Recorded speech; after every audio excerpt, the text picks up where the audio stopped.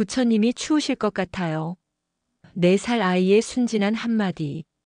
그 말에 평생의 가르침이 부끄러워져 눈물을 쏟은 한 큰 스님의 이야기입니다.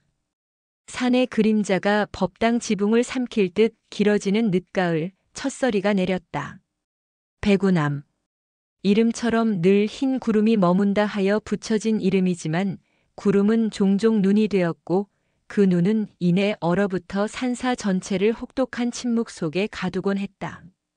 배구남의 주지 노승현묵은 그 침묵의 무게를 누구보다 잘 아는 이였다.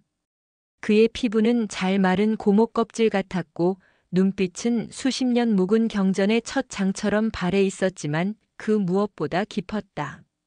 그는 이날도 어김없이 새벽 예불을 마치고 차가운 마루를 걷고 있었다. 콜록콜록. 낮고 마른 기침이 목탁 소리의 여운을 갈랐다. 풍경이 바람에 흔들렸지만 맑은 소리 대신 쇠가 부딪히는 날카로운 파열음이 들렸다. 얼음이 맺힌 탓이다. 현묵은 미간을 좁혔다. 벌써 이리 추우니. 올겨울은 또 어찌 나야 할꼬. 그의 걱정은 깨달음의 심오한 경지에 있지 않았다. 당장 닷새 뒤면 떨어질 공양미, 어젯밤 바람에 또 한 뼘 찢어진 문풍지, 그리고 법당 지붕에 썩은 석가래에 있었다. 수행은 현실이었고 현실은 냉혹했다. 그는 스스로의 마음을 다잡으려 애썼다. 일체유심조라 하였거늘.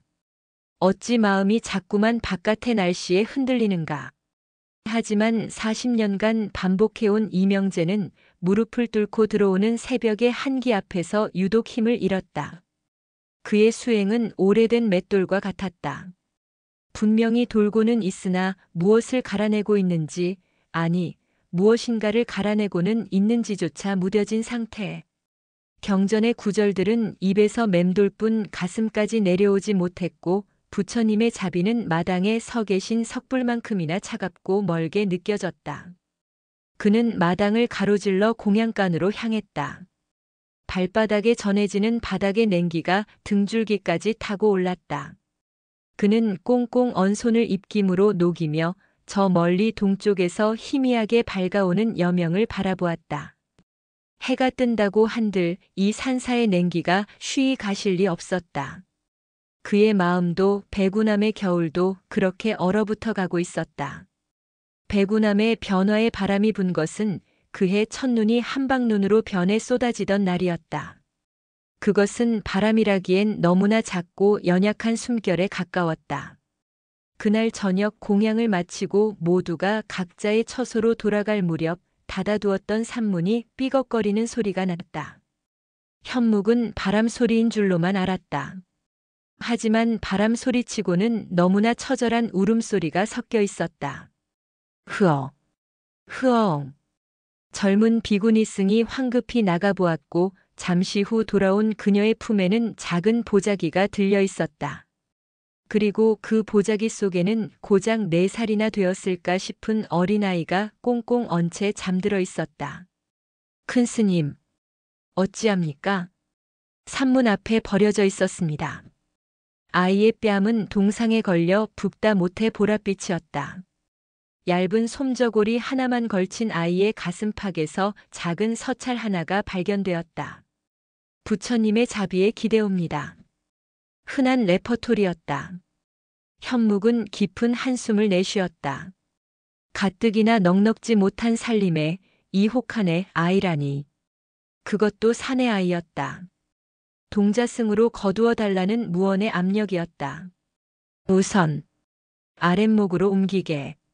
강제로 녹이면 아니 되니 미지근한 물수건으로 손발부터 FF 닦아주고. 현묵의 목소리는 여느 때처럼 무뚝뚝했다. 하지만 그의 눈은 잠든 아이의 작은 얼굴에서 떠나질 못했다. 아이는 잠결에도 추위에 떨었는지 혹은 악몽이라도 꾸는지 가늘게 신음했다. 아이의 이름은 묘진이라 했다. 서찰 한 구석에 삐뚤빼뚤하게 적혀 있었다.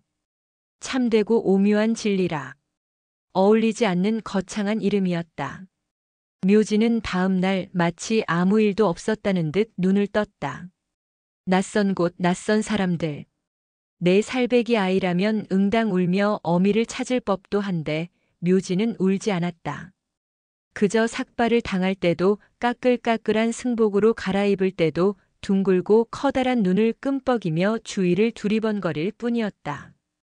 그의 머리는 깎아놓은 밤톨처럼 매끄러웠다. 배구남에서 가장 작은 대머리가 탄생하는 순간이었다. 묘진의 등장은 얼어붙어 있던 배구남의 공기에 미세한 균열을 냈다. 그의 발소리는 너무나 작아서 현묵은 종종 그가 뒤에 와 있는 줄도 모르고 깜짝깜짝 놀라곤 했다. 아이의 존재감은 그렇게 소리 없이 산사를 채워가기 시작했다. 묘지는 호기심 덩어리였다. 아이의 눈에 비친 산사는 온통 신기한 것들로 가득했다. 새벽마다 울리는 둔탁한 종소리도 향냄새 자욱한 법당도 똑같은 자세로 몇 시간이고 앉아있는 스님들도. 하지만 묘진이 가장 많은 시간을 보낸 곳은 마당이었다.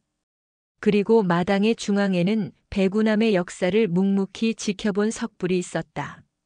비바람에 깎여 이목구비는 희미해졌지만 입가에 잔잔한 미소만은 선명하게 남아있는 부처님이었다. 묘지는 그 석불 앞에 쪼그리고 앉아 한참이고 부처님을 올려다보곤 했다. 마치 오래된 친구에게 말을 꺼는 듯 했다. 부처님은 왜 맨날 웃고만 계세요? 부처님은 밥 안 드세요? 배 안 고파요? 어느 날 예불을 마치고 나오던 현묵은 그 광경을 목격했다. 묘진이 자신의 작은 손바닥을 석불의 발등에 대고 호호 마이너스 입김을 불어넣고 있었다. 뭐 하는 게냐? 현묵의 낮은 목소리에 묘진이 화들짝 놀라 돌아보았다. 아, 큰 스님. 부처님 발이 너무 차가워서요. 현묵은 어이가 없었다. 묘진아. 그분은 돌로 만들어진 부처님이다. 추위나 더위를 느끼지 못하신다. 돌이요? 묘진은 고개를 갸웃거렸다. 근데 다들 부처님한테 절하잖아요. 부처님이 우리 지켜준다고 했잖아요. 근데 왜 돌이에요? 순간 현묵은 말문이 막혔다. 부처는 돌이 아니다. 허나 저 석불은 돌이 맞다. 그렇다면 저 돌에게 절하는 우리는 무엇인가? 수십 년간 단 한 번도 의심하지 않았던 혹은 의심할 필요조차 느끼지 못했던 당연한 행위. 그것이 내 살배기 아이의 순진한 질문 하나에 근본부터 흔들렸다. 현묵은 애써 당황스러움을 감추고 엄한 목소리를 냈다. 부처님은 돌의 형상을 하고 계시지만 우리의 마음속에 계신 것이다. 그 마음에 절을 하는 게야. 쓸데없는 생각 말고 어서 공양간에 가서 일손이나 거들어라. 네. 묘지는 시무룩한 표정으로 총총 걸음쳐 공양간으로 달려갔다. 현묵은 홀로 남겨진 석불 앞에 섰다. 부처님 발이 차가워서요. 아이의 목소리가 귓가에 맴돌았다. 현묵은 무심코 자신의 손을 석불의 발등에 가져갔다. 정말 얼음장처럼 차가웠다. 그는 자신도 모르게 움찔하며 손을 뗐다. 그리고 그 차가움이 마치 자신의 얼어붙은 마음을 들킨 것만 같아 황급히 자리를 떴다.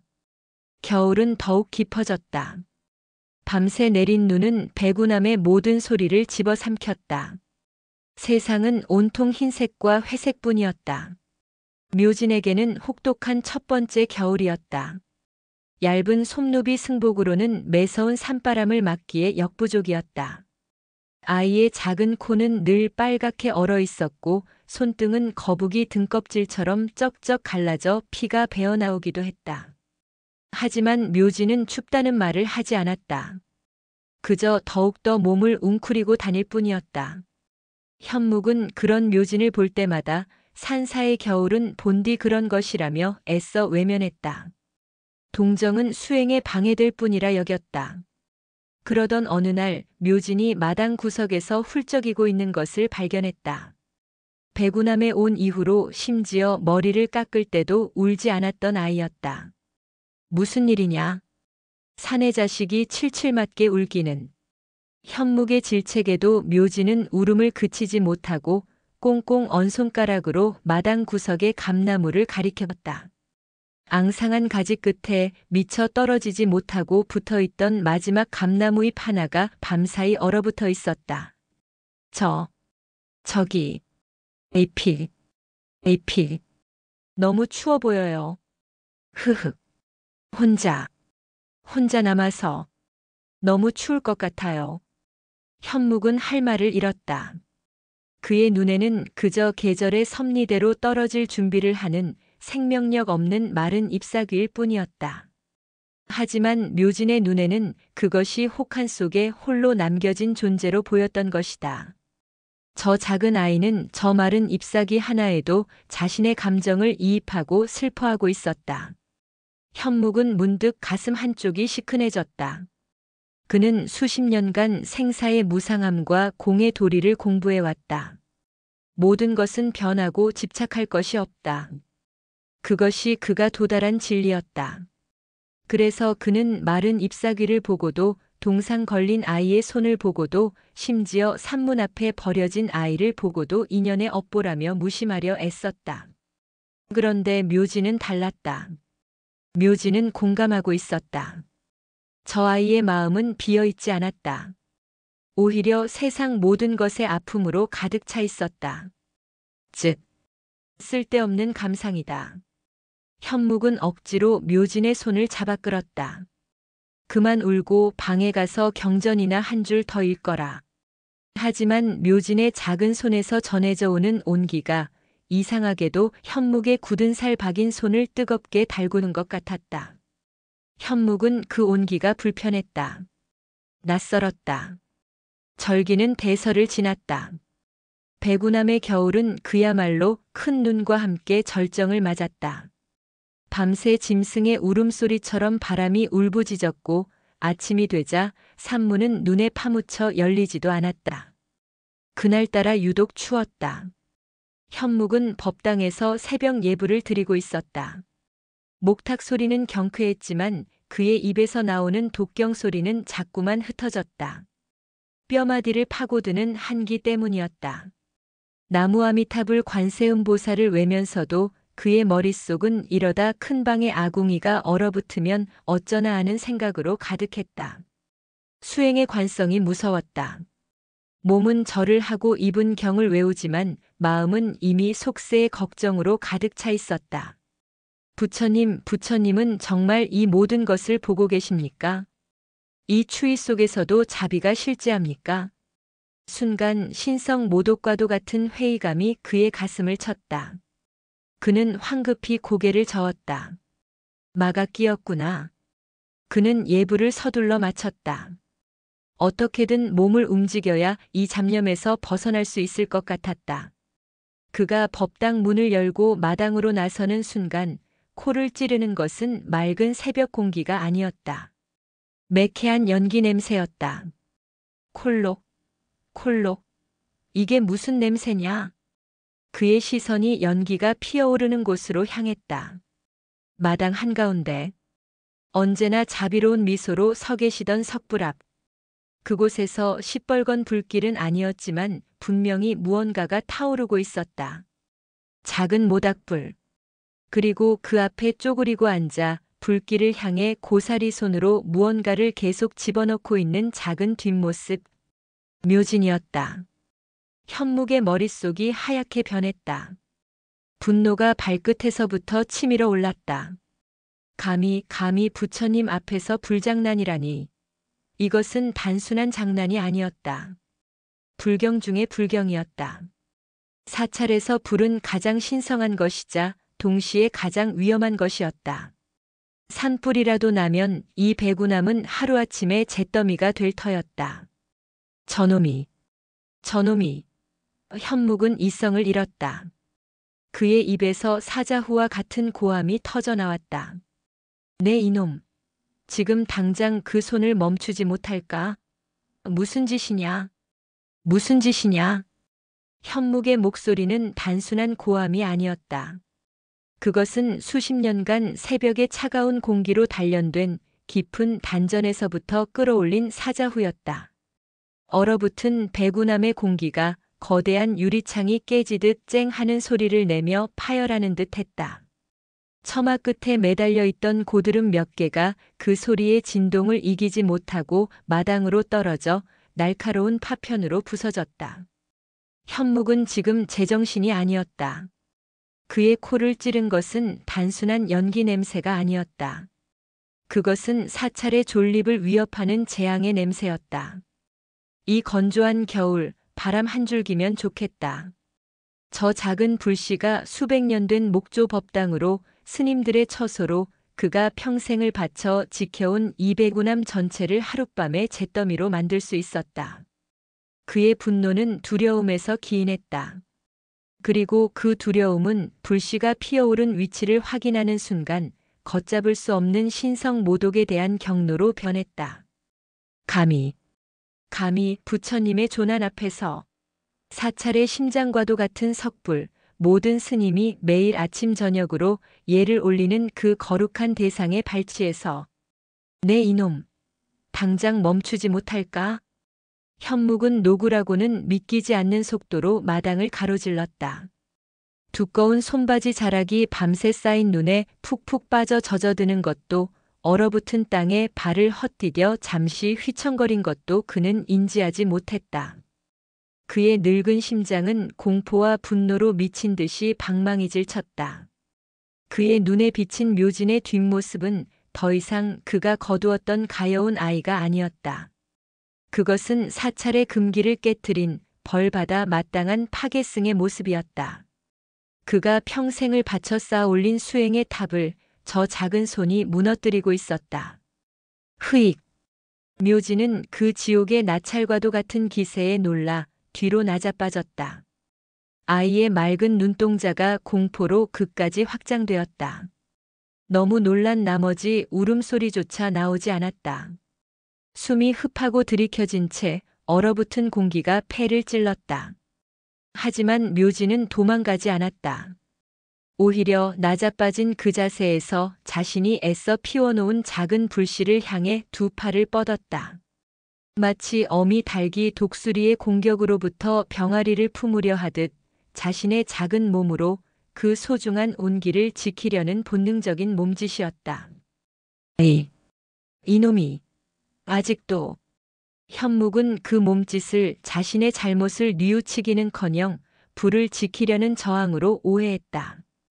그것은 불에 기름을 붓는 격이었다. 분노가 머리끝까지 치밀었다.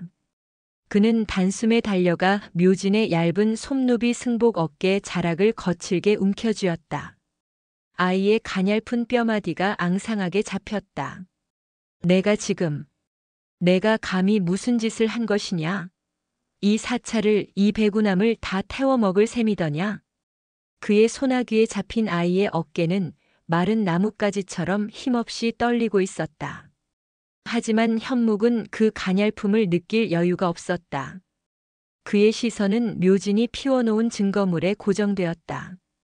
그것은 사실 모닥불이라고 부르기에도 민망할 정도로 작았다. 마른 솔가지 너댓 개, 어제 마당을 쓸며 모아두었던 낙엽 한 줌. 그것들이 모여 타닥 타닥 가벼운 소리를 내며 콩알만 한 불씨를 피워 올리고 있었다. 하지만 문제는 그 위치였다. 석불의 발치에 너무 가까웠다. 피어오른 검은 연기가 바람의 방향을 따라 자비롭게 웃고 있는 부처님의 턱과 뺨을 살짝, 아주 살짝 그을리고 있었다. 그을음. 부처님의 얼굴에 튄 그을음. 현묵은 그것을 본 순간 이성의 마지막 끈이 끊어졌다. 이것은 실수가 아니었다. 이것은 회불이었다. 자신이 평생을 모셔온 부처님께 저 천진한 얼굴을 한 아이가 불을 지른 것이었다. 어찌하여 이런 끔찍한 짓을 저지른 것이냐? 부처님께 천벌을 받을 놈. 그는 묘진을 눈밭에 내동댕이 치듯 밀쳐냈다. 묘진은 차가운 눈더미에 얼굴을 쳐박고 뒹굴었지만 아프다는 소리도 내지 못했다. 그저 꽁꽁 언 손등으로 눈물을 닦아내며 현묵의 두꺼운 손버선 발에 밟힐 위기에 처한 작은 불씨를 애처롭게 바라볼 뿐이었다. 그것이 꺼지면 모든 것이 끝장이라는 듯이. 스님, 안 돼요. 꺼트리면 안 돼요. 뭐라고? 이놈이 아직도 정신을 못 차렸구나. 현묵은 불을 밟아 끓여던 발을 허공에 들어 올린 채 묘진을 노려보았다. 그의 눈은 분노로 이글거렸다. 대답하거라. 왜 이런 짓을 하였느냐? 당장 이 자리에서 바른 대로 대답하지 못할까? 그의 목소리는 얼음장보다 차가웠다. 그 순간 현묵은 큰 스님이 아니었다. 그는 백운함을 지켜야 하는 분노에 찬 수호자이자 신성 모독을 목격한 심판자였다. 정적이 흘렀다. 그것은 단순한 고요함이 아니었다. 모든 것이 얼어붙은 눈밭 위에서 현묵의 분노라는 불과 묘진의 공포라는 얼음이 팽팽하게 맞서는 살얼음판 같은 시간이었다. 오직 현묵의 거칠고 뜨거운 숨소리와 작은 불씨가 타닥거리며 마지막 생명을 태우는 소리, 그리고 묘진의 가슴이 터질 듯한 애처로운 흐느낌만이 새벽의 정적을 위태롭게 채우고 있었다. 현묵은 당장이라도 묘진에게 죽비를 내리칠 기세로 불을 끄려던 발을 허공에 든 채 멈춰 서 있었다. 그 모습은 마치 불경한 것을 징벌하려는 분노한 신상처럼 보였다. 묘진은 차가운 눈밭에 엎드린 채 눈물과 콧물이 범벅이 된 얼굴을 겨우 들어 올렸다. 내 살배기 아이가 감당하기엔 너무나 거대하고 이유를 알 수 없는 공포였다. 큰 스님은 늘 무서웠지만 지금처럼 자신을 죽일 듯이 노려본 적은 없었다. 왜 그랬느냐고 물었다. 현묵의 목소리가 한층 더 낮아졌다. 활화산처럼 터져나오던 분노를 억지로 억누른 용암이 식어 굳어버린 돌처럼 더 단단하고 차가운 목소리였다. 묘진은 덜덜 떨리는 입술을 겨우 열었다. 너무 추워서 혹은 너무 무서워서 이가 딱딱 부딪히는 소리가 났다. 스님. 아이는 차마 말을 잇지 못했다. 자신이 무슨 말을 해야 이 끔찍한 상황이 끝나는지 알 수 없었다. 그저 자신의 작은 손가락을 들어 올렸다. 그 꽁꽁 얼어 붉어진 손가락은 자신을 노려보고 있는 현묵도 발밑의 작은 불씨도 아니었다. 그 손가락이 향한 곳은 바로 자신을 등지고 서 있는 석불이었다. 부처님? 현묵은 그 손짓을 내가 불을 지른 대상이 바로 저 부처라고 자백하는 것으로 받아들였다. 그의 분노는 다시 한번 끌어올랐다. 부처님께 불을 지르려 한 것이더냐? 내가 아니에요. 그 순간 묘진은 자지러질 듯 소리쳤다. 평생 처음 내보는 자신의 작은 폐에 담긴 모든 공기를 짜내어 터뜨리는 절규였다. 그것은 항변이었다. 아니에요. 그게 아니에요. 묘진은 현묵이 드디어 자신의 말을 들어주려 한다고 생각했는지 훌쩍임 사이에 다급하게 말을 이었다. 그 목소리는 너무나 작고 순진해서 현묵의 분노로 가득 찬 귀에도 선명하게 박혀들었다. 부처님이 너무. 아이는 숨을 한 번 크게 들이마셨다. 너무 추우실 것 같아서요. 뭐라? 현묵은 자신의 귀를 의심했다. 그는 허공에 들었던 발을 참아 내리지도 거두지도 못한 채 그저 추우실 것 같아서라는 상황과 전혀 어울리지 않는 말을 되뇌었다. 방금 자신이 무엇을 들은 것인가? 저 아이가 지금 춥다고 하였는가? 묘진은 현묵의 분노가 잠시 멈춘 것을 느끼자 조금 용기를 내어 눈물 콧물을 훌쩍이며 말을 이었다. 어젯밤에요. 스님, 바람이 너무너무 많이 불었어요. 제 방 창문도 쾅쾅 울리고 너무너무 추워서 이불을 머리끝까지 덮었어도 발이 너무 시려워서 잠이 안 왔어요. 묘진은 며칠 전 현묵이 쓸데없는 감상이라며 외면했던 바로 그날의 기억을 꺼내고 있었다. 사장, 저기 감나무 잎도요. 아이는 손을 들어 이제는 회색빛으로 말라 비틀어진 채가지 끝에 위태롭게 매달린 마지막 잎사귀를 가리켰다. 저 잎도 어제는 파랬는데 밤새 꽁꽁 얼어버렸잖아요. 혼자 남아서 너무 추울 것 같아요. 묘지는 다시 고개를 돌려 연기가 그을린 석불의 발치를 바라보았다. 그리고 현묵의 눈을 정면으로 맑고 투명한 눈으로 올려다보았다. 부처님은요? 부처님은 저렇게 옷도 얇게 입으시고 신발도 안 신으셨잖아요. 맨날 비가 와도 눈이 와도 저기 혼자 서 계시잖아요. 아이의 목소리에 다시 눈물이 섞여 나왔다. 그것은 공포의 눈물이 아니었다. 그것은 자신이 아닌 다른 존재를 향한 순수한 연민의 눈물이었다. 그래서요. 스님, 너무 추우실 것 같아서 부처님, 따뜻하시라고 따뜻하게 해드리려고 불 피웠어요. 묘지는 자신이 모은 나뭇가지를 가리켰다. 이거 부처님, 불 쬐시라고 해드린 거예요. 따뜻하게 해드리려고. 부처님이 추우실 것 같아서.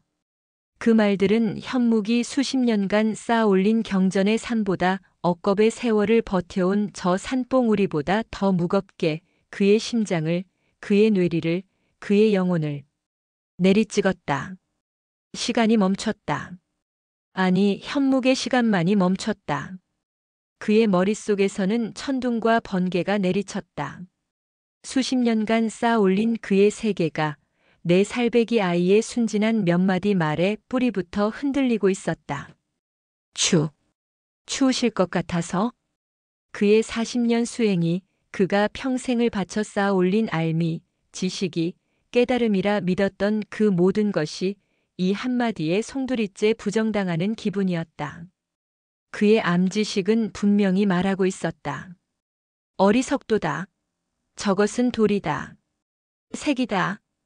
부처는 형상에 얽매이지 않으며 추위와 더위를 초월한 절대의 존재이다. 반야심경에 이르길 색즉시공 공즉시색이라 하였거늘 저 아이는 형상에 집착하는 가장 하등한 번뇌에 사로잡혀 있다. 그래, 그것이 정답이었다. 그는 묘진을 꾸짖어야 했다. 그것이 스승의 도리였다. 내 이놈. 불상은 부처님의 가르침을 기리는 방편일 뿐 그 자체가 부처가 아니다. 어찌 돌덩이에 집착하여 이런 망령된 짓을 하느냐. 너의 그 어리석은 집착이 바로 무명이다. 경전을 헛배웠구나. 그렇게 말해야 했다. 그것이 옳은 가르침이었다. 그런데 왜 어째서 입이 떨어지지 않는가? 왜 어째서 저 아이의 눈물 젖은 얼굴을 차마 바라볼 수가 없는가? 왜 어째서 그 옳은 가르침이 지금 이 순간 지독하게 공허하고 차갑게만 느껴지는가? 현묵은 문득 불과 며칠 전 자신의 모습을 떠올렸다. 삼장 묘진이 부처님 발이 차갑다고 했을 때 그는 돌이라며 아이를 타박했다. 그리고 홀로 남아 호기심에 정말 차가운지 그 석불의 발등에 손을 대보지 않았던가. 그때 얼음장처럼 차가웠던 그 감촉. 그 차가움에 움찔 놀라 손을 떼었던 자신의 모습. 현묵은 그때 그 차가움을 무시했다. 그것은 깨달음에 방해가 되는 속세의 감각일 뿐이라 치부했다. 돌은 당연히 차가운 것이다라며 외면했다. 그의 알미 그의 느낌을 억눌렀다. 하지만 묘지는 달랐다. 묘지는 그 차가움을 무시하지 않았다. 묘지는 그 차가움을 외면하지 않았다. 묘지는 그 차가움에 공감했다. 그것이 돌이든 부처이든 그 이전의 차가운 곳에 홀로 서 있는 존재임을 가슴으로 느꼈다. 그리고 자신이 할 수 있는 가장 순수한 방식으로 그 차가움을 덜어주려 행동했다. 자신의 손이 꽁꽁 어는 것도 잊은 채 마른 나뭇가지를 모았다. 큰 스님에게 혼날 것이 두려웠음에도 불을 피웠다. 현묵의 뇌리를 스치는 경전의 한 구절이 있었다. 보살의 길은 중생의 아픔에 공감하는 자비에서 시작된다. 자는 사랑을 주는 것이요, 비는 고통을 함께 나누는 것이다. 현묵은 평생 자비를 입에 달고 살았다. 중생 구제를 외쳤다. 하지만 그는 정작 눈앞에 차가운 돌부처 하나 공감하지 못했다. 추위에 떠는 마른 감나무 잎사귀 하나 사장을 가슴 아파하지 못했다. 동상에 걸린 묘진의 작은 손을 보고도 수행자의 길이 본디 그런 것이라며 눈을 감았다. 그의 자비는 관념이었다. 그의 깨달음은 이론이었다. 머릿속에만 존재하는 얼어붙은 경전 구절일 뿐이었다. 그러나 묘진의 자비는 행동이었다. 따뜻한 불이었다. 누가? 현묵은 떨리는 입술로 중얼거렸다. 누가? 진짜 부처를 모시고 있는 것인가? 누가? 저 돌부처의 마음을 진정으로 헤아리고 있는 것인가? 부처님의 얼굴에 묻은 그 으름이 더 이상 신성 모독의 흔적으로 보이지 않았다. 그것은 마치 꽁꽁 얼어붙었던 석불이 묘진의 따뜻한 마음에 겨워 피워낸 행복의 홍조처럼 보였다. 현묵의 분노는 그 뜨거웠던 노여움은 묘진이 피운 저 작은 불씨보다 더 빨리 차가운 새벽 공기 속으로 재가 되어 흩어지고 있었다.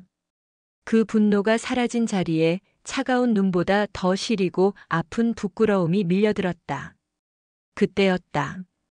현묵의 천둥 같던 고함 소리와 뒤이은 묘진의 자지러지는 울음소리는 아무리 두꺼운 문풍지라도 뚫고 들어갈 만큼 컸다. 새벽 예불을 마치고 각자의 처소에서 참선에 들려던 혹은 공양간에서 아침을 준비하던 스님들이 무슨 일인가 싶어 하나둘 마당으로 뛰쳐나왔다. 큰 스님, 이게 무슨 소란이십니까? 아니, 저 불은 마당에서 불이라니. 두꺼운 소못을 여밀 새도 없이 뛰쳐나온 수십 명의 스님들이 마당으로 몰려나왔다. 그리고 그들은 눈앞의 광경에 경악했다. 그들의 눈에 비친 것은 그들이 평생을 백운함에서 보냈지만 단 한 번도 상상해 본 적 없는 지독하게 초현실적인 풍경이었다. 그들의 눈에 비친 것은 명백했다. 첫째, 사찰의 심장인 마당, 석불의 발치에서 피어오르는 불길과 매캐한 연기. 둘째, 그 앞에 엎드려 눈물범벅이 되어 울고 있는 동자승 묘진. 셋째, 그리고 그들의 스승이자 백운함의 기둥인 큰 스님 현묵이 묘진을 징벌하려는 듯 발을 허공에 든 채 미동도 없이 멈춰 서 있는 모습.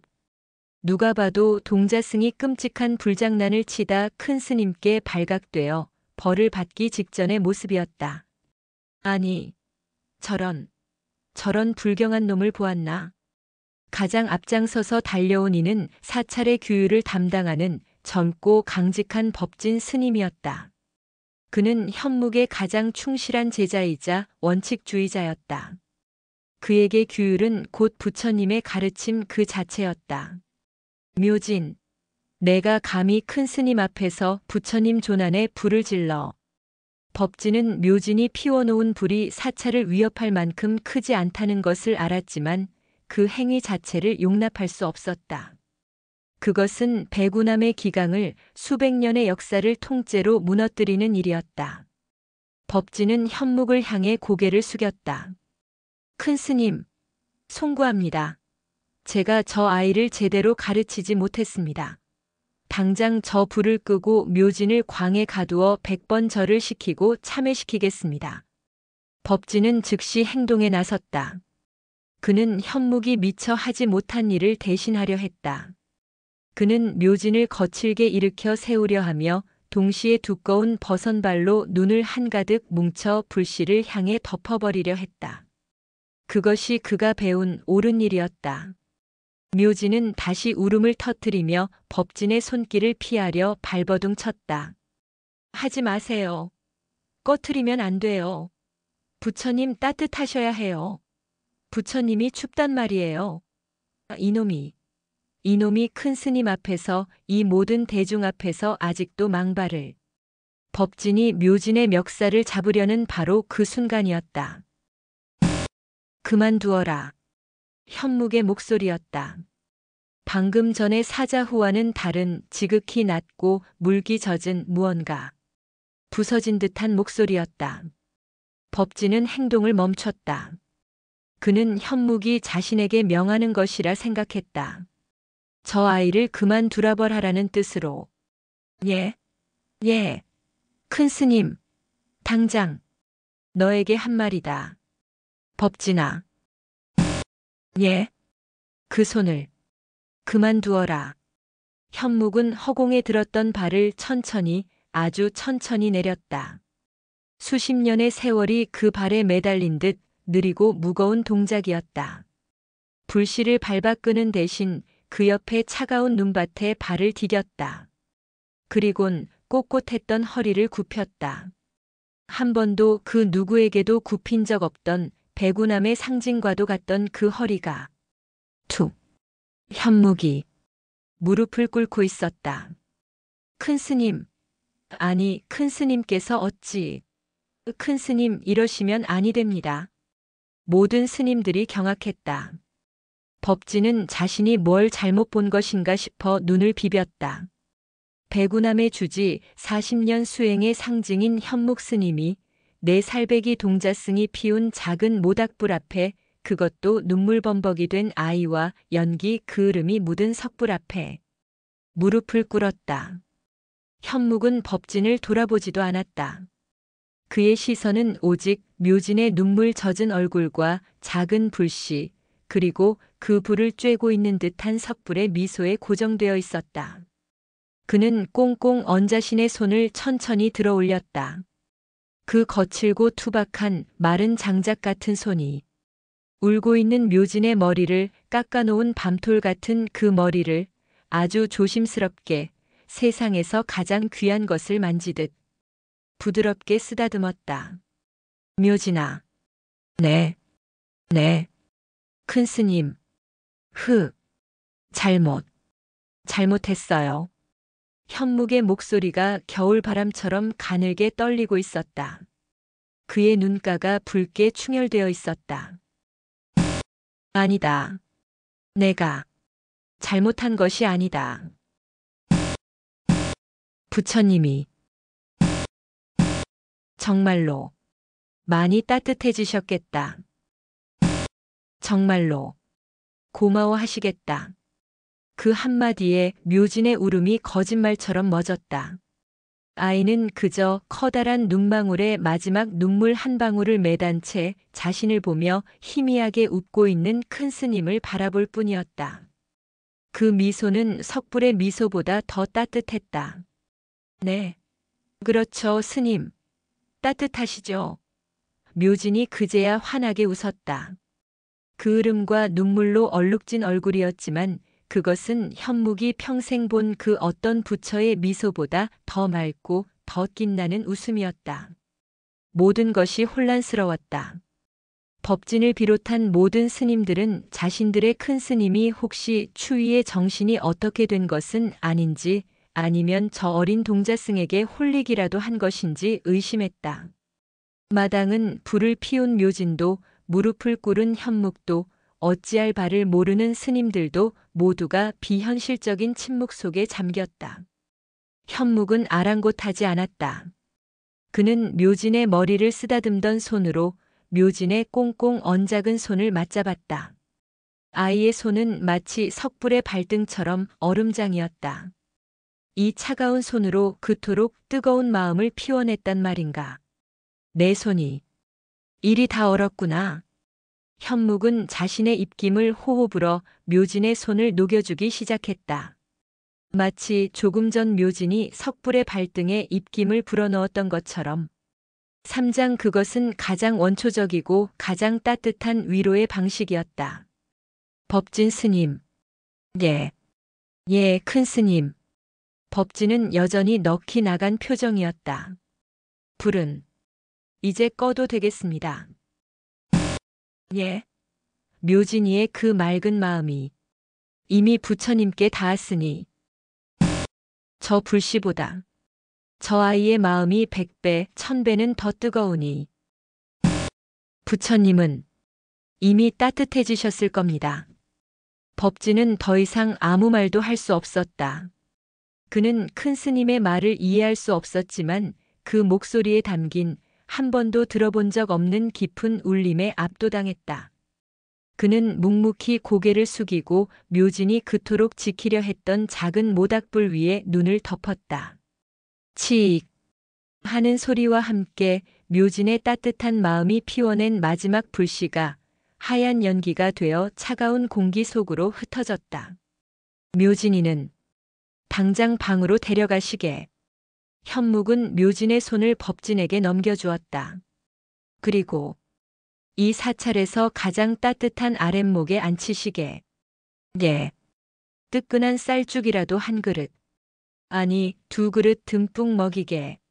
손발도 뜨거운 물에 잘 녹여주고. 큰 스님. 허나 묘진은 어찌 되었든 규율을. 법진이 마지막 남은 원칙을 꺼내려 하자 현묵이 그를 돌아보았다. 현묵의 눈은 붉게 충혈되어 있었지만 그 시선은 그 어느 때보다 맑고 깊었다. 법진은 그 눈빛에서 분노가 아닌 깊은 슬픔과도 같은 깨달음을 보았다. 법진아. 예, 스님. 묘진이는 오늘 이배구남에서 그 누구보다 가장 큰 공덕을 쌓았다. 저 아이가 오늘 이 늙은 중을 그리고 어쩌면 저 돌부처까지도 구원한 것일지도 모른다. 법진은 그 말의 무게에 눌려 알겠습니다라는 말과 함께 묘진을 안아들었다. 묘진은 어리둥절한 표정으로 법진의 어깨 너머로 눈밭에 무릎을 꿇은 채 자신을 바라보고 있는 큰 스님을 자꾸만 뒤돌아보았다. 마당에는 다시 현묵 홀로 남았다. 다른 스님들도 큰 스님의 깊은 참선을 방해할 수 없어 혹은 이 혼란스러운 상황을 어떻게 받아들여야 할지 몰라 조용히 물러났다. 현묵은 무릎을 꿇은 채 꼼짝도 하지 않았다. 불씨가 꺼진 자리 축축하게 젖은 재를 물끄러미 바라보았다. 그의 무릎 아래로 눈밭의 냉기가 살을 애는 듯 파고들었다. 시리고 아프고 고통스러웠다. 하지만 이상했다. 춥지가 않았다. 지금껏 단 한순간도 그를 놓아주지 않았던 뼈를 깎는 듯한 산사의 한기가 느껴지지 않았다. 오히려 가슴속 깊은 곳에서부터 묘진이 전해준 그 뜨거운 온기가 온몸의 혈관을 타고 퍼져나가는 기분이었다. 그는 고개를 들어 석불을 바라보았다. 부처님은 여전히 웃고 있었다. 그 으름이 살짝 묻은 그 미소가 오늘따라 유독 고맙다고 잘했다고 자신과 묘진을 향해 말하는 것 같았다. 현묵은 자신이 평생을 바쳐 쫓아온 깨달음이 무엇이었는지 생각했다. 복잡한 화두였는가? 난해한 경전의 구절이었는가? 고통스러운 고행의 시간이었는가? 아니었다. 그것은 추운 것을 춥다고 느끼는 마음, 차가운 것을 따뜻하게 해주고 싶은 마음, 아픈 것을 아프다고 말하고 함께 울어주는 마음. 그것이었다. 내 살배기 동자승이 그 작은 몸으로 이미 행하고 있는 그것. 모든 것을 아는 머리가 아닌 모든 것을 느끼는 가슴. 현묵은 자신의 꽁꽁 얼어붙었던 심장이 묘진이 피운 저 작은 불씨 하나에 마침내 해동되고 있음을 느꼈다. 툭.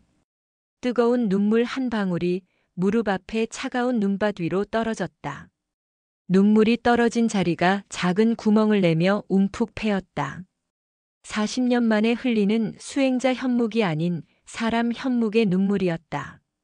그렇게 배구남의 가장 길고 추웠던 겨울이 가장 작은 불씨에 의해 녹아내리고 있었다. 불씨는 꺼졌지만 그 잔향은 배구남 전체를 지독하게 흔들었다. 마치 거대한 연못에 돌 하나가 떨어진 것이 아니라 연못 자체가 통째로 얼어붙어 있다가 그 중심에 뜨거운 숯덩이 하나가 떨어져 연못 전체에 쩍쩍하고 금이 가기 시작한 것과 같았다. 공양간. 이른 아침에 그 거대한 소란이 끝난 뒤 아침 공양을 위해 모든 스님이 모인 그곳의 공기는 끓어오르는 판죽처럼 무겁고 혼란스러우며 무엇이 진실인지 모를 뜨거운 기무로 가득 차 있었다.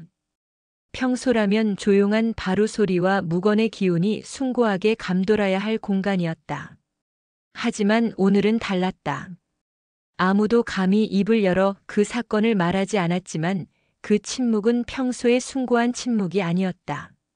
그것은 공포와 의심, 혼란으로 가득 찬 억눌린 침묵이었다. 수십 명의 스님들이 기계적으로 숟가락을 놀렸지만 그들의 눈동자는 소리 없는 질문을 절박하게 주고받고 있었다. 대체 어찌된 일인가? 큰 스님께서 정말 그 혼란의 중심에는 아이러니하게도 사찰에서 가장 평화로운 존재가 있었다. 동자승 묘진. 묘진은 큰 스님의 엄명대로 사찰에서 가장 뜨거운 아궁이 바로 위에 아랫목 특석에 앉아 있었다.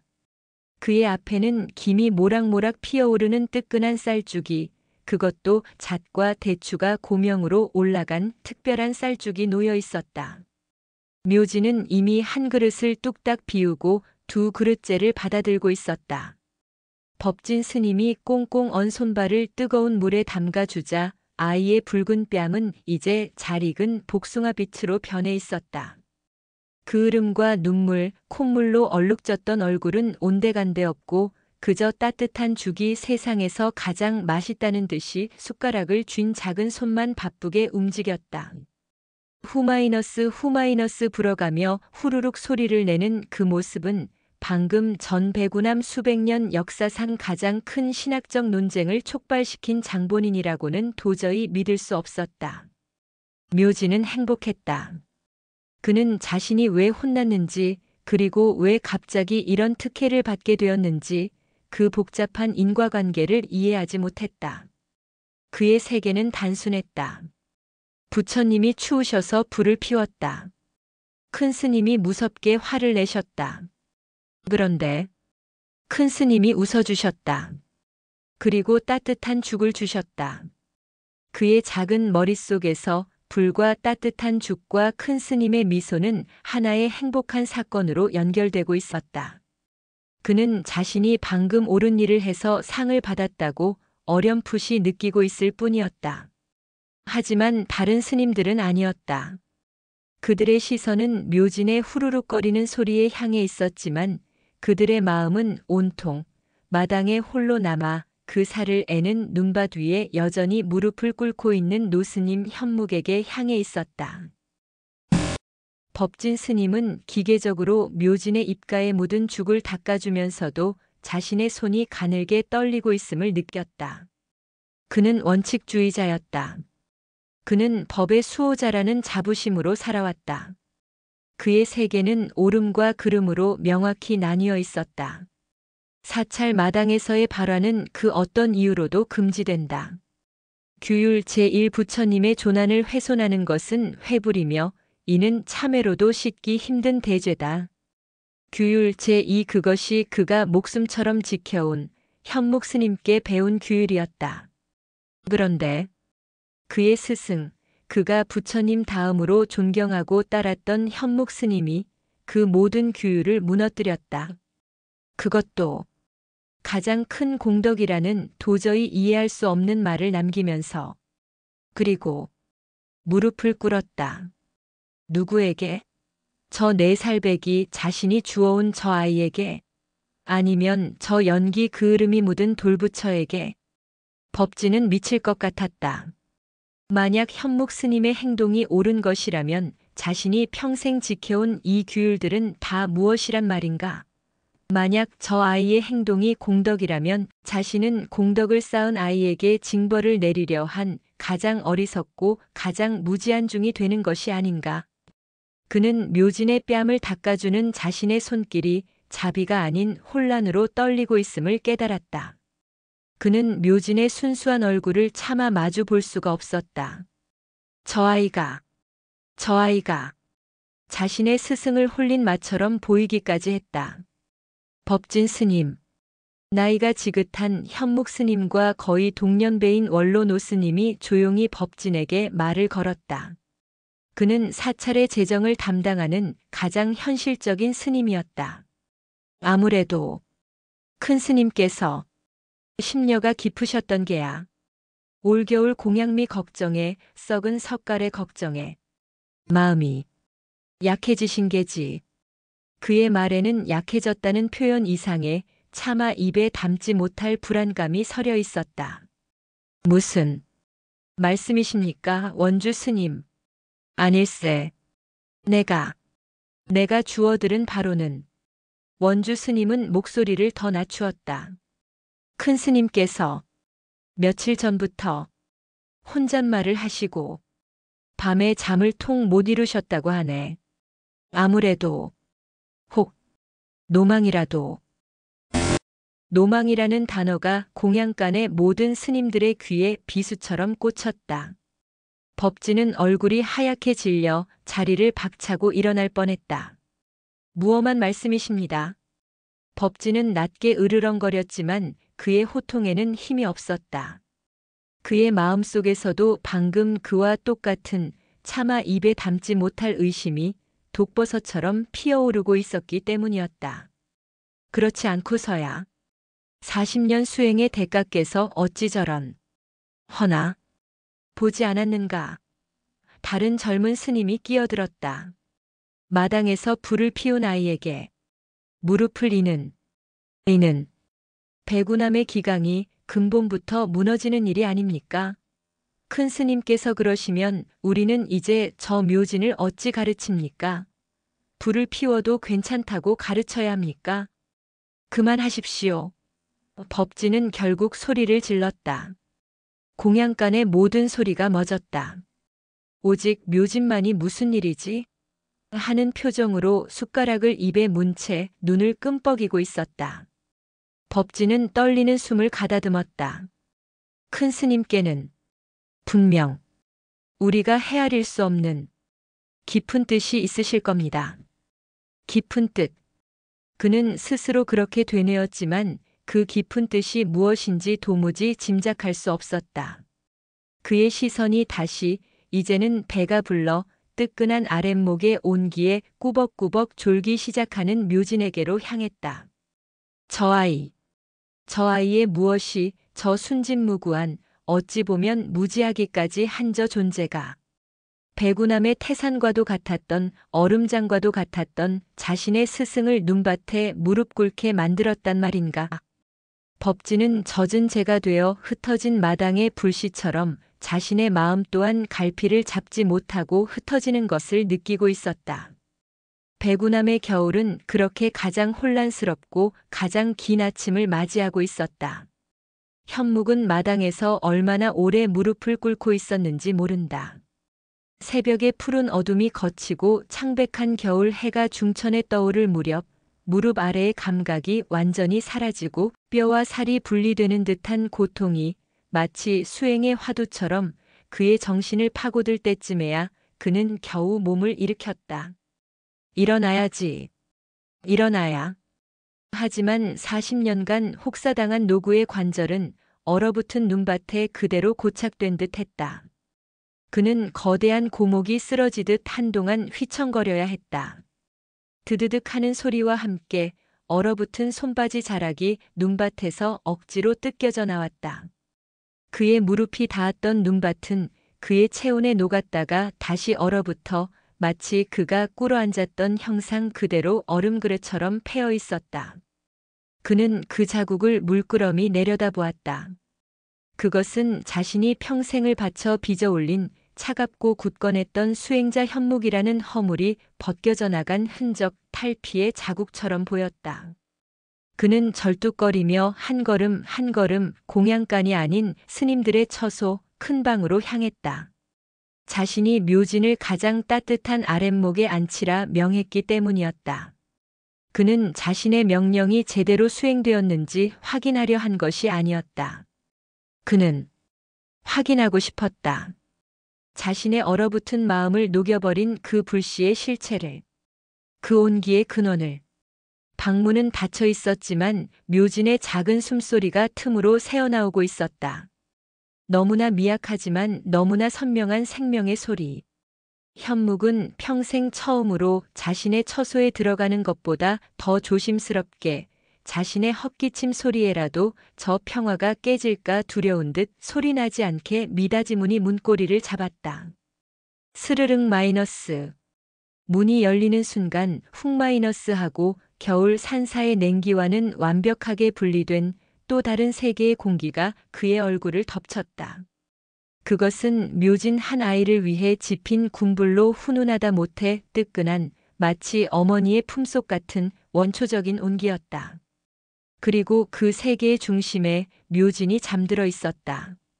법진이 덮어준 두꺼운 솜니부를 더웠는지 발로 다 차버리고 아랫목의 뜨거운 온기가 그대로 전해지는 바닥의 대자로 뻗어자고 있었다. 두 뺨은 군부를 쬐는 듯 붉게 상기되어 있었고 작은 입은 살짝 벌어진 채 색색, 새근새근 하는 고른 숨소리를 내고 있었다. 작은 가슴이 오르락 내리락 하는 그 모습은 자신이 방금 배구남 전체를 발칵 뒤집어 놓은 대죄는커녕 방금 전의 소란조차 완전히 잊은 완벽한 무의 상태, 완벽한 평화 그 자체였다. 현묵은 그 앞에 조용히 얼어붙은 다리를 접고 앉았다. 그는 자신의 40년 수행을 돌아보았다. 무아의 경지에 이르기 위해, 무념의 상태에 들기 위해 얼마나 많은 밤을 차가운 선방에서 잠 못 이루고 얼마나 많은 화두와 씨름했던가. 이못고 부모 미생전 본래 면목은 무엇인가? 하지만 그는 단 한 번도 묘진의 저 잠든 얼굴처럼 완벽한 평화에 도달해 본 적이 없었다. 그의 수행은 관념을 이기기 위한 투쟁이었다. 그의 참선은 잡념을 누르기 위한 고행이었다. 그는 늘 불안했고 늘 치열했으며 늘 깨달아야 한다는 강박에 시달렸다. 그런데 묘진은 그저 춥다고 느꼈고 따뜻하게 해주려 했으며 그 마음을 다 쏟아낸 뒤 지금 이렇게 세상 모르고 잠들어 있었다. 행하고 방아착했다. 행하고 모든 것을 내려놓았다. 경전을 읽어서가 아니라 화두를 풀어서가 아니라 그저 가슴이 시키는 대로 이미 그 자체로 완벽한 수행을 끝마친 자의 모습이었다. 현묵은 문득 묘진의 얇은 솜저고리 어깨가 드러난 것을 보았다. 아이가 땀을 흘리면서도 뒤척이다 한쪽 어깨는 이불 밖으로 나와 훈훈한 방 공기 속에서도 살짝 한기가 들 것처럼 보였다. 현묵은 조금 전 마당에서 묘진의 머리를 쓰다듬었던 것처럼 조심스럽게 자신의 거칠고 투박한 마른 장작 같은 손을 뻗었다. 그리고 묘진이 걷어찬 이불자락을 끌어당겨 그 작은 어깨를 덮어주었다. 그때였다.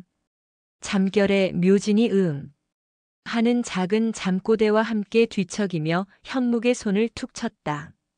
현묵의 꽁꽁 얼어붙은 무감각했던 손등 위로 아랫목의 열기와 아이의 체온이 합쳐진 그 뜨거운 살의 감촉이 전해졌다. 현묵은 그 온기에 마치 전기에 감전된 듯 흡 하며 숨을 들이마셨다. 그것은 불이었다. 자신이 그토록 두려워했던 마당에서 피어오르던 그 재앙의 불이 아니었다. 그것은 생명의 불이었다. 자신의 얼어붙은 심장을 녹여내린 바로 그 마음의 불씨였다. 그는 깨달았다. 자신은 평생 차가운 돌부처를 모셔왔다. 관념, 이론하지만 묘지는 따뜻한 생명을 모시고 있었다. 자비, 실천. 현묵은 더 이상 참선을 하거나 경전을 읽지 않았다. 그는 그저 아랫목의 뜨거운 온기가 자신의 꽁꽁 언 다리를 발끝에서부터 무릎으로, 허리로 천천히 녹여 들어오는 것을 느끼며 아이의 고른 숨소리를 이 세상 그 어떤 독경 소리보다 더 거룩한 소리로 들으며 오랜 시간 그저 앉아 있었다. 그날 저녁 법진은 더 이상 참을 수 없었다. 아침 공양간의 혼란 그리고 하루 종일 이어진 스님들의 수군거림, 무엇보다 노망이라는 그 끔찍한 단어가 그의 귓가를 떠나지 않았다. 그의 혼란은 그가 매일 목숨처럼 지키던 저녁 예불마저 집중할 수 없게 만들었다. 타타탁, 타타. 그의 목탁 소리는 리듬을 잃고 헤맸다. 그의 입에서는 관자재보살 이 나오고 있었지만 그의 머릿속은 온통 무릎 꿇은 스승의 잔상으로 가득했다. 그에게 규율이 무너진 사찰은 기둥이 뽑힌 법당과도 같았다. 그는 이 혼란을 바로잡아야 했다. 아니, 바로잡을 수 없다면 최소한 이해라도 해야 했다. 스승이 정말 노망이 든 것이라면 자신이 스승을 대신해 이 배구남을 바로 세워야 한다는 비장한 생각까지 들었다. 그는 예불이 끝나자마자 현묵의 서재로 향했다. 그 방은 수천 권의 경전으로 사방이 벽처럼 둘러싸인 배구남에서 가장 차가운 방, 가장 논리적인 방이었다. 늘 지식과 이성 그리고 차가운 규율로 가득 차 있던 현묵의 옛 모습을 상징하는 공간이었다. 큰 스님. 법진은 예를 갖추었지만 그의 목소리에는 평소의 그림자 같은 존경심 대신 다급함과 원망 그리고 비장함마저 섞여 있었다. 저는 도저히 오늘 아침의 일을, 스님의 행동을 이해할 수 없습니다. 현묵은 촛불 하나에 의지해 경전이 아닌 창밖의 칠흑 같은 어둠을 바라보고 있었다. 그는 돌아보지 않았다. 그저 나직이 물었다. 무엇을? 이해할 수 없다는 말이냐? 모든 것입니다. 법진의 목소리가 격앙되었다. 스님께서는 불을 피운 아이를 벌하지 않으셨습니다. 그것도 모자라 그 아이의 행위를 공덕이라 하셨습니다. 스님께서는 이 배구남의 모든 대중이 당신의 모든 제자들이 보는 앞에서 그 아이에게 무릎을 꿇으셨습니다. 큰 스님, 규율은 사찰의 근간입니다. 불은 모든 것을 태우는 재앙의 시작입니다. 저 아이의 행동은 그 동기가 아무리 순진무구했다 한들 명백히 파괴이며 부처님의 얼굴에 그 이름을 묻힌 회불입니다. 법진은 자신이 배운 모든 옳음을, 모든 규율을 쏟아냈다. 어찌하여 스님께서는 그 근간을 스스로 무너뜨리셨습니까? 스님께서 그러시면 제가 이제 다른 스님들을 저 묘진을 어찌 가르쳐야 합니까? 불을 피워도 괜찮다고 마음만 좋으면 규율 따위는 어겨도 된다고 그리 가르쳐야 합니까? 법진의 절규였다. 그의 세계가 무너지는 소리였다. 그는 현묵이 아니다. 내가 잠시 착각했다고 말해주길, 내일 묘진을 엄히 벌하겠다고 말해주길. 간절히 바라고 있었을지도 모른다. 한참의 침묵이 흘렀다. 현묵은 천천히, 아주 천천히 몸을 돌렸다. 촛불에 비친 그의 얼굴은 지독하게 지쳐 보이면서도 동시에 법진이 한 번도 본 적 없는 이상한 평화로움에 감싸여 있었다. 마치 무거운 짐을, 평생의 짐을 이제 막 내려놓은 사람의 얼굴이었다. 법진아, 예, 스님. 너는 나의 가장 수한 제자다. 너는 규율을 지키는 데 있어 나보다 더 철저했지. 창밖을 보거라. 저기 마당을 가로지르는 개울이 보이지. 예. 꽁꽁 얼어붙어 그 형체만 보일 뿐입니다. 그래. 꽁꽁 얼어붙어 있구나. 현묵이 나직이 되뇌었다. 법진아, 저 개울은 죽었느냐? 법진은 질문의 의도를 알 수 없었다. 아닙니다. 비록 위는 얼었으나 그 얼음장 밑으로는 여전히 물이 흐르고 있습니다. 봄이 오면 저 얼음은 녹아 다시 물이 될 것입니다. 현묵이 희미하게, 아주 희미하게 웃었다. 그래, 얼음장 밑으로 물이 흐르고 있었구나. 그는 자신의 가슴을 붉게 충혈된 눈으로 툭 쳤다. 나는 내 40년 수행은 저 얼음장과 같았다. 예. 나는 부처의 가르침이라는 얼음을 단단하고 틈없이 완벽하게 얼리는 것을 수행이라 여겼다. 규율을 세우고 원칙을 지키고 감정을 절제했다.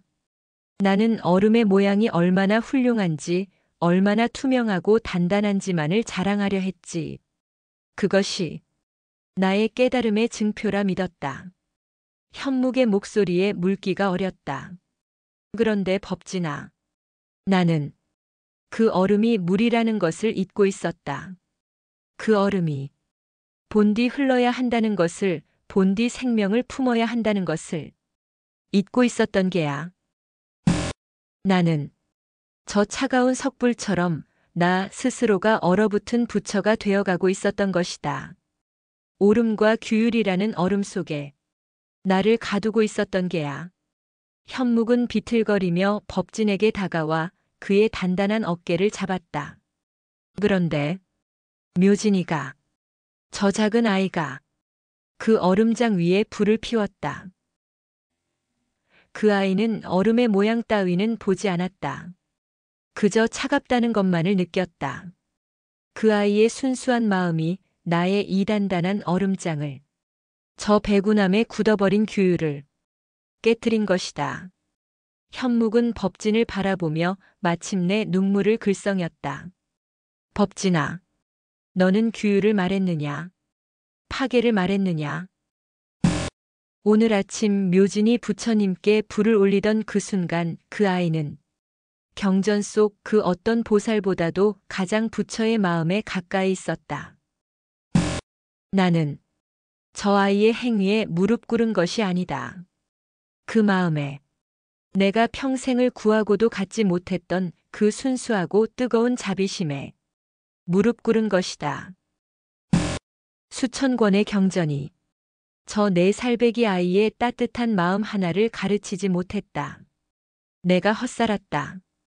법진아, 내가 헛살았던 게야. 법진은 더 이상 아무 말도 할 수 없었다. 그의 오름과 규율이 현묵의 깨달음과 참회의 눈물 앞에서 힘없이 속절없이 녹아내리고 있었다. 그는 비로소 현묵이 꿇었던 무릎의 무게를, 그 참회의 깊이를 어렴풋이 아주 고통스럽게 깨닫기 시작했다. 그의 얼음 또한 금이 가기 시작했다. 며칠이 지났다. 배구남을 뒤덮었던 거대한 눈, 모든 것을 얼리고 억압했던 그 혹독한 겨울은 그러나 영원할 수 없었다. 며칠간 이어진 따뜻한 햇살에 지붕 위의 눈은 조금씩 녹아내리기 시작했다. 처마 끝에서는 녹은 눈물이 똑똑 떨어지며 꽁꽁 얼었던 마른 땅을 적셨다.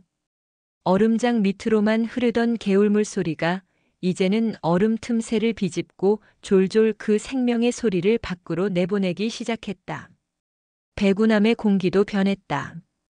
그날 아침의 충격적인 사건은 스님들 사이에서 더 이상 논란이나 가십이 아니었다. 그것은 현묵 스님이 의도했던 대로 모든 대중의 화두가 되었다. 무엇이 진짜 수행인가? 얼어붙은 규율인가? 따뜻한 마음인가? 나는 얼음인가 물인가? 스님들은 현묵이 그랬던 것처럼 저마다 자신의 얼음을 깨기 시작했다. 그들의 시선이 변했다. 전에는 그저 어리고 귀찮은 혹은 동정의 대상이었던 묘진은 이제 작은 스승처럼 보였다. 스님들은 묘진을 볼 때마다 자신도 모르게 부처님 추우실까봐 불을 피우던 그 순수함을 떠올리며 자신의 마음을 점검했다. 공양간에서 밥이 남으면 예전에는 복 나간다며 억지로 먹었지만 이제는 묘진 스님 더 드시겠습니까? 하고 먼저 묻게 되었다. 차가운 마루에서 경전을 읽던 묘진이 졸고 있으면 예전에는 정신 차리라며 죽비로 등을 쳤겠지만 이제는 자신의 겉옷을 벗어 몰래 덮어주게 되었다. 묘진은 물론 그런 거대한 변화를 전혀 알지 못했다. 아이는 여전히 마당을 뛰어다녔다. 하지만 오늘은 손에 위험한 나뭇가지 대신 작은 빗자루를 들고 있었다. 현묵 스님이 묘진을 불러 묘진 스님, 부처님을 따뜻하게 해드리는 것도 좋지만 부처님 주무시는 앞마당이 더러우면 마음이 아프시지 않겠습니까? 이제부터는 부처님 앞마당을 쓸어주시는 것이 어떻겠습니까? 하고 4살 아이의 눈높이에 맞춰 부탁했기 때문이었다. 묘지는 부처님 마당 쓸기라는 이 중요한 임무가 마음에 들었는지 고사리 손으로 자기 몸만 한 빗자루를 들고 석불 앞을 쓸고 있었다. 물론 쓰는 것이 아니라 빗자루에 끌려다니는 것에 가까웠다. 그러다 빗자루가 돌부리에 걸려 넘어지자 흙투성이가 된 빗자루를 일으켜 세우며 말했다. 아이, 빗자루야, 아팠어? 괜찮아. 내가 호마이너스 해줄게. 그 모습을 지켜보던 스님들은 더 이상 쓸데없는 감상이라며 아이를 꾸짖지 않았다. 그저 묘진의 그 공감하는 마음에 저것이 부처의 마음이구나 하며 조용히 미소를 지을 뿐이었다. 그때 현묵이 석불 앞으로 다가왔다. 그의 뒤를 법진이 젖은 수건과 깨끗한 물이 담긴 대야를 들고 따르고 있었다. 큰 스님, 이제 날도 풀렸으니 부처님의 그 으름은 닦아내야 하지 않겠습니까? 법진의 말이었다. 그는 여전히 마지막 규율을 놓지 못하고 있었다. 그날의 불씨가 남긴 검은 그 으름은 며칠이 지났음에도 부처님의 자비로운 턱과 뺨 밑에 선명하게 남아 있었다. 그것은 배구남의 오점처럼 그날의 실수처럼 보이기도 했다. 현묵은 묘진이 빗자루와 씨름하는 모습을 가만히 지켜보다가 고개를 저었다. 아니다. 그냥 두어라. 예? 허나 큰 스님, 보기 흉합니다. 부처님께 예가 아닙니다. 현묵은 손을 뻗어 차가운 석불의 뺨을 어루만졌다. 그리고 그 손가락으로 검은 그 으름을 살짝 쓸었다. 숯검댕이 현묵의 주름진 손가락에 묻어났다. 이것은 오점이 아니다, 법진아. 이것은 훈장이다. 훈장 말입니까? 그렇다. 현묵의 눈이 겨울 햇살을 받아 따뜻하게 빛났다. 이 배구남이 생긴 이래 저 부처님께서 받으신 공양 중에 가장 뜨겁고 가장 진실된 공양의 흔적이다. 우리는 매일 향을 피우고 쌀을 올리고 수천 번 절을 하고 수만 번 경전을 외웠지만 저 아이처럼 자신의 살을 애는 추위를 무릅쓰고 부처님의 추위를 걱정한 그 마음을 올린 적이 있었더냐? 이 그 으름은 우리가 얼마나 차가웠는지 그리고 저 아이가 얼마나 뜨거웠는지를 매일 아침 우리에게 알려주는 가장 값지고 가장 살아있는 경전이다. 그러니 닦아내지 마라. 저것을 볼 때마다 우리의 마음이 다시 얼어붙지 않도록 스스로를 경계해야 한다. 저것이 묘진이 우리에게 남긴 화두다. 법진은 젖은 수건을 든 손을 조용히 등 뒤로 감췄다. 그는 비로소 자신의 마지막 얼음 조각이 스승의 따뜻한 눈물에 완전히 녹아내리는 것을 느꼈다. 그때였다. 차라락 마이너스 맑은 소리. 따뜻한 남쪽에서 봄바람이 불어왔다. 그동안 꽁꽁 얼어붙어 쇠가 부딪히는 날카로운 파여름만 내던 처마 끝의 풍경. 일장 그 풍경의 쇠조각과 물고기 장식 사이를 막고 있던 마지막 얼음이 녹아내린 눈물에 씻겨 마침내 툭 하고 떨어져 나갔다. 차라락 마이너스 맑은 소리 마이너스. 배구남 마당에 수십일 만에 맑고 투명한 그 본연의 풍경 소리가 울려 퍼졌다. 그것은 아직은 먼 봄의 소리였다. 아니, 묘진의 작은 불씨가 마침내 배구남의 얼어붙은 겨울을 밀어내고 가져온 마음의 봄소리였다. 현묵과 법진 그리고 빗자루를 든 묘진이 동시에 고개를 들어 그 맑은 소리가 나는 곳을 바라보며 환하게 정말 환하게 웃고 있었다. 시간은 가장 혹독했던 겨울의 기억 위로도 어김없이 봄의 싹을 틔웠다. 그날 묘진이 피웠던 작은 불씨와 현묵이 흘렸던 뜨거운 참회의 눈물은 배구남을 감싸고 있던 지독한 한기를 녹이는 시작점이 되었다. 겨울이 물러가는 소리는 요란하지 않았다. 낙숫물 소리로 시작되었다. 법당 지붕에 쌓였던 거대한 눈더미가 마침내 햇살의 무게를 이기지 못하고 녹아내리며 툭툭 떨어지는 소리. 그것은 현묵이 그토록 걱정했던 썩은 석가래 일장가 마침내 제 무게를 견디지 못하고 무너지는 소리가 아니었다. 오히려 묵은 것을 씻어내리는 정화의 소리였다. 똑, 똑. 그 소리는 얼어붙었던 현묵의 심장을 두드리던 묘진의 작은 불씨 소리와 닮아 있었다. 그 다음은 물소리였다. 법진과의 문답에서 현묵이 말했던 13장, 그 꽁꽁 얼어붙었던 개울. 그 위를 덮고 있던 단단한 얼음장 다금어. 이 마침내 녹아내리며 졸졸졸 소리를 내기 시작했다. 얼음장 밑에서만 위태롭게 흐르던 물이 이제는 당당하게 햇살을 받으며 계곡 아래로 흘러내렸다. 그 물소리는 배구남 전체에 생명의 기운을 실어날랐다. 그리고 마침내 풍경 소리였다. 얼음이 깨진 뒤 그 맑은 소리를 되찾았던 14장 풍경은 이제 봄바람을 만날 때마다 숨길 수 없는 기쁨의 노래를 불렀다.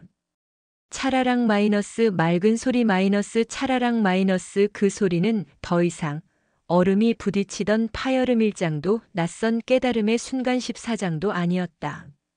그것은 배구남의 일상이 되었다. 배구남의 모든 것이 변했다. 아니 모든 것이 제자리로 돌아왔다. 현묵 스님은 더 이상 차가운 서재에 홀로 앉아있지 않았다. 그는 따뜻한 봄볕이 가장 잘 드는 마당의 툇마루에 앉아있는 시간이 많아졌다.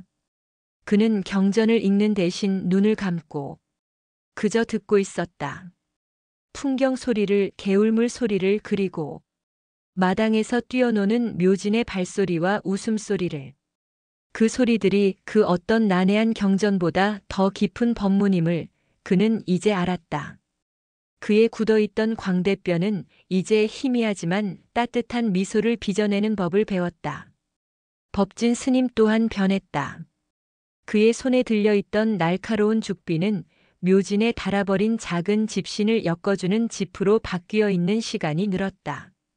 그는 여전히 규율을 중시했지만 그의 규율은 이제 얼음이 아니었다.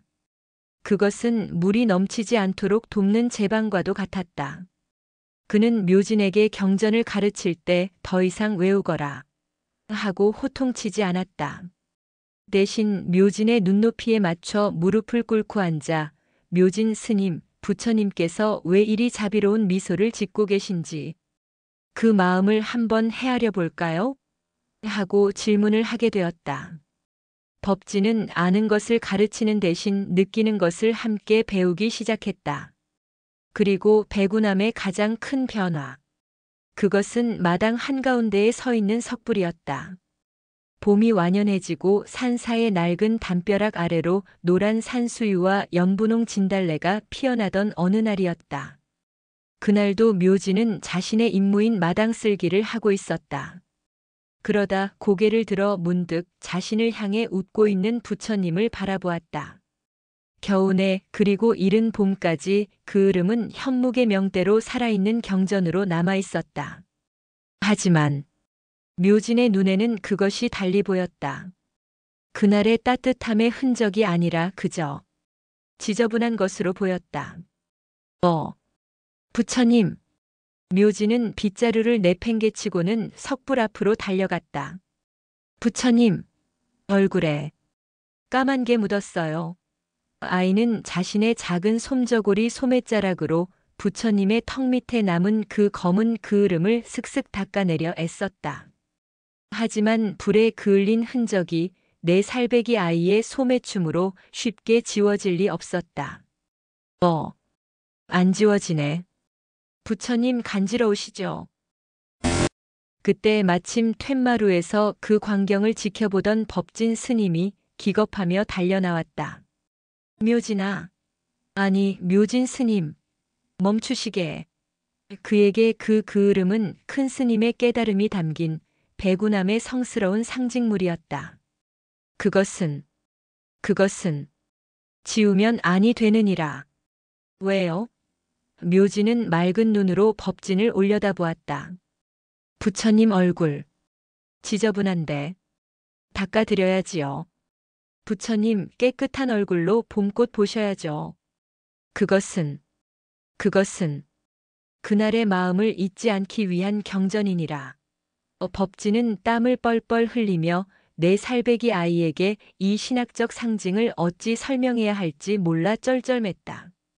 그때였다. 허허. 낮고 그러나 더없이 따뜻한 웃음소리가 두 사람을 덮었다. 현묵 스님이 어느새 툇마루에서 내려와 그들 뒤에 서 있었다. 큰 스님. 법진이 당황하며 고개를 숙였다. 묘진이 저 훈장을 지우려 합니다. 현묵은 묘진의 머리를 이제는 제법 익숙하게 부드럽게 쓰다듬었다. 법진아. 예, 스님. 묘진이 말이 다 맞다.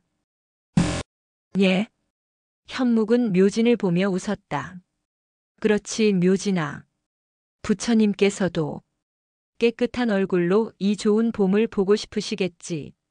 현묵은 법진이 그날 14장 가져왔던 그러나 차마 쓰지 못했던 젖은 수건과 대야를 가져오라 일렀다. 법진은 자신의 세계가 또 한 번 무너지는, 그러나 이번에는 너무나 황홀하게 무너지는 것을 느끼며 물을 가져왔다. 현묵은 묘진의 작은 손을 잡았다. 그리고 그 고사리 손에 깨끗한 젖은 수건을 쥐어주었다. 자, 부처님 얼굴 닦아드리자꾸나. 법진이 경악했다. 큰 스님, 그 경전을, 스님의 깨달음을 지우시려 합니까? 현묵은 고개를 저었다. 그의 시선이 그을음이 묻은 석불이 아닌 수건을 쥔 묘진의 빛나는 눈동자에 머물렀다. 법진아. 내가 또 어리석었다. 내가 또 얼음을 만들 뻔했구나. 저 그을음이 경전이라 생각했던 것조차 나의 마지막 집착이었다. 저 형상에, 저 상징에 내가 또 얽매일 뻔했어.